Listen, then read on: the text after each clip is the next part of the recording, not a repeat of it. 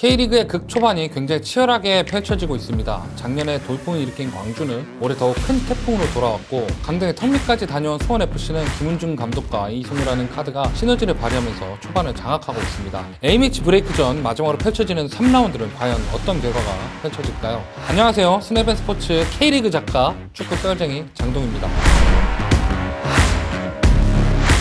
지난 2라운드를 정리하는 키워드는 전통의 강호의 부진일 것 같습니다. 확실히 ACL로 인해 시즌을 일찍 시작한 울산, 전북은 뭔가 삐그덕거리고 있는 느낌입니다. 수원으로 원정을 떠난 전북은 풀 로테이션을 돌렸습니다. 아무래도 4강에 올라가기만 한다면 클럽 월드컵 출전권을 따낼 수 있는 상황이다 보니 전북으로선 어쩔 수 없는 선택이었는데요. 하지만 전반전에 나나보아탱이 퇴장을 당하면서 플랜이 깨졌고 이승우가 개인 돌파로 선취골을 넣으면서 경기를 어렵게 풀어나가기 시작했습니다. 다행히 한교원이 오른쪽에서 원터치로 올려준 낮은 크로스를 티아고가 가볍게 인사이드 발리로 돌려 넣으면서 원정에서 승점 1점을 따냈습니다. 울산은 김천 원정을 떠났습니다. 전반전을 3대0으로 끝내면서 경기를 쉽게 끌어나가는가 싶었지만 후반전에 울산 김민우가 박스 안에서 핸드볼 파울을 하면서 페널티킥을 내줬고 이걸 김현욱이 성공시키면서 3대1, 3분 뒤 김현욱이 또다시 골을 때려 넣으면서 3대2가 되었습니다. 전반전에 좋은 분위기가 후반전에 깨졌고 이청용의 뇌진탕 부상 의심과 장시영 선수의 출혈 부상 등으로 선수단 분위기가 흔들리면서 흐름을 김천에게 내줬지만 그래도 로테이션한 상태로 승리를 따내면서 결과도 챙겼습니다. 포항은 동해안 더비의 패배를 확실하게 씻었습니다. 김기동 감독이 서울로 떠나고 박태하 감독이 들어온 포항. 아직까지는 박태하 감독의 팀이 완성되기엔 이른 시간일 수도 있지만 대구를 3대1로 잡아내면서 올해도 상위권 경쟁에 박차를 가하고 있습니다. 김학범 체제로 새롭게 출발한 제주와 아시아 챔피언스리그 도전을 천명한 대전의 희비는 제주가 3대1로 승리하면서 웃는 쪽은 제주가 되었습니다. 특히 성남으로 임대까지 다녀오며 절치부심한 공격수 진성욱이 골을 터뜨리면서 올 시즌을 기대하게 만들었습니다. 다만 대전도 앉아서 당하진 않겠다는 듯이 후반 막판 호사가 레안드로의 컵백을 받아 골을 넣으면서 0패를 면했습니다. 링가드를 전반부터 가동한 FC 서울은 무승부를 기록하면서 첫 승 달성에 실패했습니다. 특히 경기 내내 서울은 슈팅 4개만을 기록하면서 빈공에 대한 비난도 피하지 못할 상황입니다. 링가드 역시 몸 상태가 아직은 올라오지 않았다는 것이 경기를 통해 밝혀졌습니다. 반대로 상대팀 인천은 슈팅을 17개나 시도했지만 한 골도 기록하지 못하면서 서울과는 다르지만 비슷한 문제를 안고 시즌을 시작하게 됐습니다. 재작년 ACL 출전을 확정지었고 작년 파이널 A에 진출했던 인천이 올해 이 문제를 극복하고 다시 상위권으로 도약할지 주목해 보시길 바라겠습니다.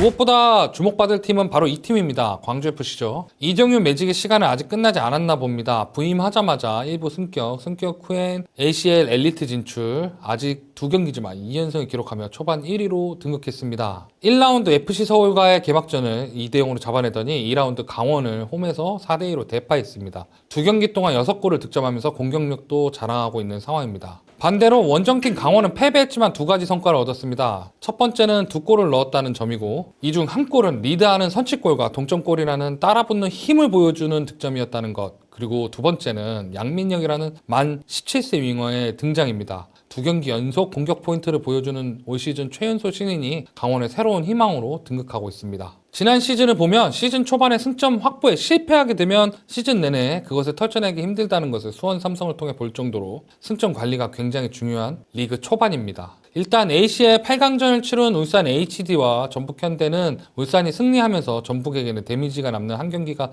될 전망인데요. 승리자 울산은 홈에서 인천을 상대합니다. 울산은 리그 2경기와 ACL에서 관리를 해가면서 선수단 손실을 최소화하기 위해 노력한 상황인데다가 A매치 브레이크로 휴식기가 예정된 만큼 풀멤버로 나올 것으로 예상됩니다. 다만 인천은 지난 2경기에서 실점을 한 데다가 득점을 전혀 하지 못해서 반전이 필요한 이 순간에 K리그 절대 1강으로 평가받는 울산을 만나게 되는데요. 인천은 강한 인천을 상징할 수 있는 공격수 무고사의 득점이 절실한 상황이고 울산은 반대로 대표팀 소집 전에 득점포를 점검해야 할 주민규의 활약을 기대해 볼 상황입니다. 전북 현대 김천 원정을 떠납니다. 단 페트레스코 감독에게 전폭적인 지원을 해주었던 전북이 전북답지 않은 경기 스타일이나 경기력으로 아쉬운 상황에 김천전을 반드시 잡아 분위기를 바꿔야 합니다. 하지만 김천은 만만한 상대가 아닙니다. 만만치 않은 상대인 대구를 잡았고 울산과의 경기는 후반전 집중력을 꾸준히 유지하며 두 골을 따라가며 울산을 턱밑까지 압박했습니다. K리그2에서 승격했다고는 하지만 선수들은 2부 리거급이 아니거든요. 전북은 송민규의 활약이 중요합니다. 전북의 공격에 색다른 리듬을 줄 수 있는 크랙인 송민규가 여전히 활약해줘야 다른 선수들까지 살아날 수 있습니다. 김천은 김현욱의 발끝이 굉장히 날카롭습니다. 울산전 PK뿐만이 아니라 감각적인 추가골까지 기록한 김현욱이 전북전도 전북의 수비를 헤쳐놓을 수 있을지 기대가 됩니다. 대구는 수원FC를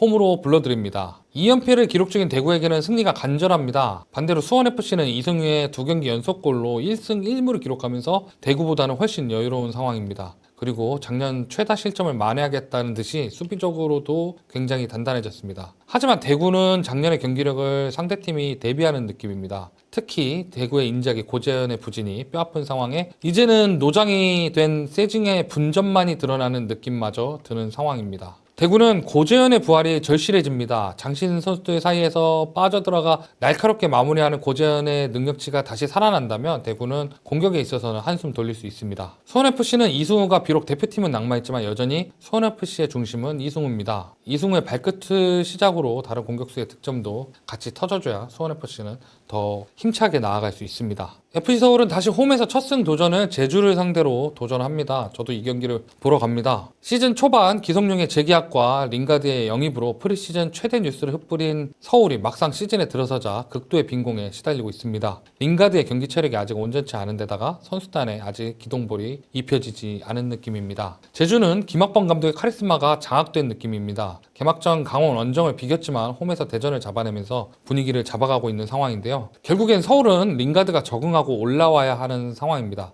그리고 기동볼이 빨리 입혀져야 할 것 같습니다. 아직까지는 기동볼이 덜 입혀진 느낌입니다. 기동볼이 뭐야? 김기동 감독 전술을 기동볼이라고 불러.